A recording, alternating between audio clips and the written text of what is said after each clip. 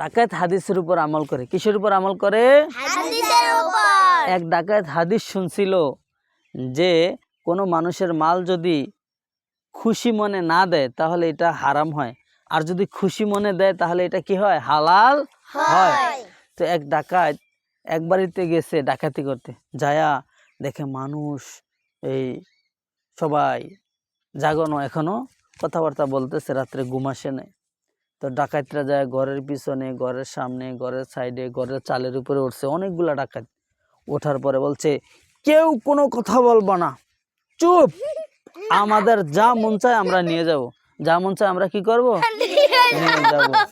তো ডাকাত স্বর্ণ অলংকার, ব্রিফকেস, টাকা সবগুলা এক জায়গায় করছে, ঘরের যা ছিল স্বর্ণ অলংকার টাকা পয়সা এক জায়গায় করিয়া এবার বাড়িওয়ালাকে বলে, এদিকে আসো।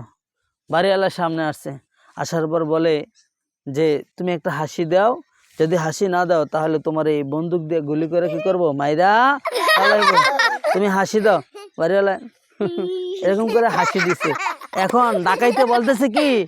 ডাকাইতে বলতেছে, যেহেতু তুমি খুশি মনে দিছ, হাসি খুশি মনে দিছ, তুমি তো খুশি হাসি দিছ, তাহলে এই মাল আমাদের জন্য কি হয়ে গেছে? হালাল হয়ে গেছে। তারপরে মালগুলা ডাকাইতে নিয়ে আসছে। আচ্ছা, বাড়িওয়ালা খুশি হয়ে দিছে? জি না। বাড়িওয়ালার বুকের মধ্যে কি ধরছে? গুলি ধরছে, বন্দুক ধরছে। গুলির ভয়ে বেড়ায় কোনো রকম এরকম করে হাসি দিছে। বেড়া তো মন থেকে কি দেয় না? হাসি। এই মাল কোনোদিনও হালাল হবে না। কিন্তু ডাকাত মনে করছে কি যে তারা এমনি একটু হাসি দেওয়াইতে পারলে কি হয়ে যাবে? হালাল হয়ে যাবে। তাহলে দেখো ডাকাত কিভাবে নবীজির হাদিসের অপব্যাখ্যা কইরা, উল্টা পাল্টা কইরা, তারপরে কি করলো? মানুষের মাল মনে করছে কি হয়ে যাবে? হালাল। হয়ে যাবে।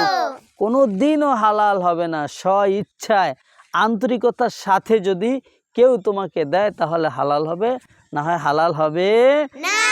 ডাকাতি করে মাল আনলে এই মাল কোনোদিন হালাল হবে? ডাকাতির মাল হবে না। আল্লাহ তাআলা আমাদেরকে হারাম খাওয়া থেকে হেফাজত করুক। দর্শক, যদি ভিডিওটি ভালো লাগে ইসলাম বাণী পেজটি ফলো দিবেন, লাইক শেয়ার কমেন্ট করবেন। সকলকে ধন্যবাদ।